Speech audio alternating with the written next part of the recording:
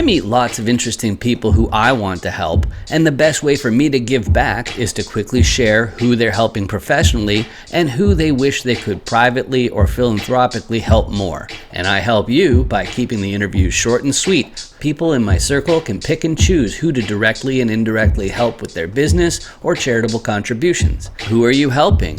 Don't forget to subscribe or follow me on YouTube and TikTok so that they start paying me to do more interviews like these. Let's get started.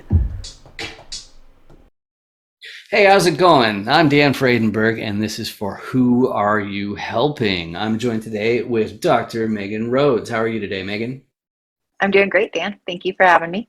Awesome. It's great to see you. I met Megan through LinkedIn, and this is how Who Are You Helping interviews work. I'm actually in commercial real estate investment, so I'm always interviewing commercial real estate investors, but sometimes I meet up with somebody who I call a person of interest, and it's like I'm like, okay, I know this person has something going on where I think people in my network, that they'll be interested in knowing what you're up to.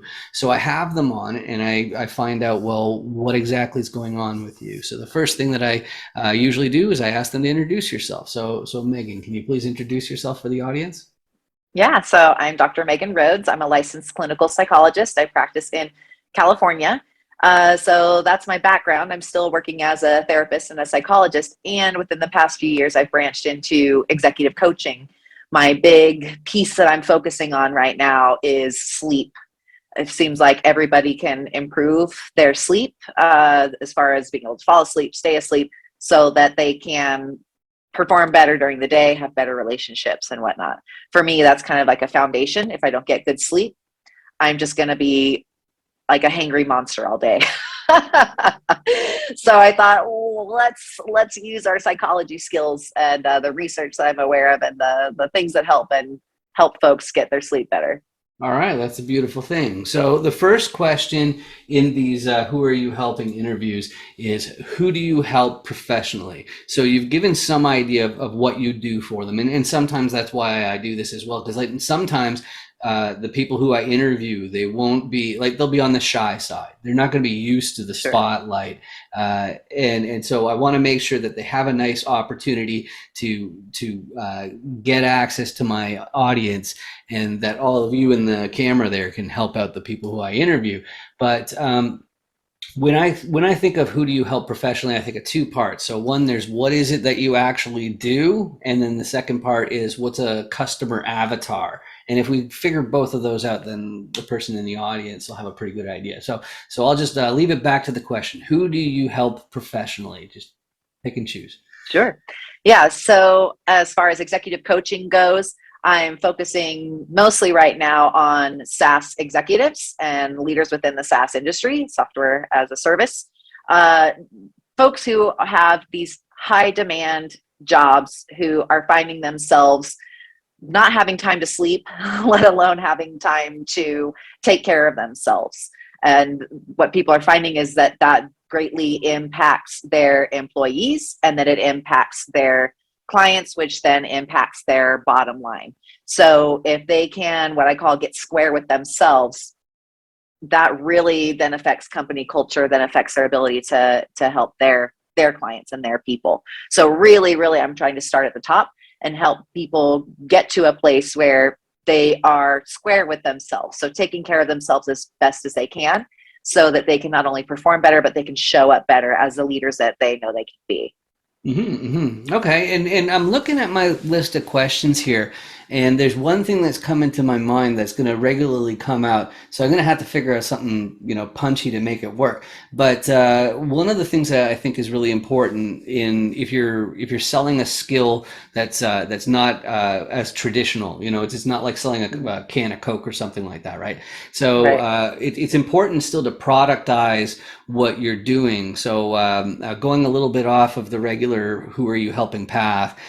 So you mentioned like you'd be speaking at events, you'd be interacting with individuals. Like would a company hire you so that they would have like 20 sessions per week among their, I don't know, 100 employees or something like that? Like how, Yes. yeah, how does that work? Yep, exactly. Yeah. So So I work on a few different levels. So one is, yes, to hire me to work individually or in small groups with their employees, also with the C-suite level folks themselves, to work with them one-on-one. I have, packages as far as one-on-one coaching, but the big thing that I'm excited about right now is my sleep pyramid program, which is teaching people how to prioritize these six different aspects of life that are scientifically shown to really, really impact your sleep. So my kind of tagline is how to sleep better without sleeping longer. Because like I said, many people who are very, very busy don't have more time to sleep. So how can we make it to where they can sleep better, reduce the stress in their lives, help them feel some sort of a sense of achievement, be able to check out with their mind for just a few minutes a day, be able to really balance themselves so that then they can perform better. So the big piece is the Sleep Pyramid program, which is a 6-week program where folks meet individually with me once each of those 6 weeks. And we really take a look at those 6 factors that I have been making my 90 sleep tips in 90 days videos about. Mm-hmm. So that's with the motivation or sense of achievement, that's nutrition, that's movement and standing, that's mindfulness and meditation, that's connection, whether that's social, meaningful connection with others or with something spiritually or with nature, that sort of a thing. And then the final thing is just sleep. So being able to sleep and wake, what are some things that people can do to improve their abilities to sleep, to wake up better? That's really great. And just like this doodad right here, just for reference, it's not a spaceship controller or something like that. It's actually a MIDI controller, so it's actually like a Uh, keyboard for sampling and uh, stuff like that. So I got a background in music, which is why I pointed out. Okay, and so I'm aware that a lot of famous stars they've died from using sleeping pills, and so that's mhm. like that fact there. That's why I've never used them because I never wanted that to happen to me. So I really like the fact that you're out there and helping people get into more natural sleep then for sure. But so we got the who do you help professionally? Who do you wish you could help more? Usually when I ask this question, who do you wish you could help more? I'm looking for when somebody works with you professionally or otherwise, who is it indirectly benefiting? So like some people, they do some philanthropy or something like that, or other people, it's the thing that they're doing professionally. It aligns completely with who they want to help privately. But can you what do you think? So who's in your life? Who do you wish you could help more than you do right now? I would say moms. I feel like moms have, whether you're stay at home or you're also working too, um, research shows that on average they get less sleep. They're more stressed, they're holding the families together, and they're trying to look good while doing it. Mhm. Right. So it's kind of my passion, and I have a background in women's studies as well. And that Mhm. many times we find that females are having a really hard time trying to do it all. Mhm. And so for me, working with SaaS CEOs, the majority are men, Mhm. but I feel like I'm impacting their families as well.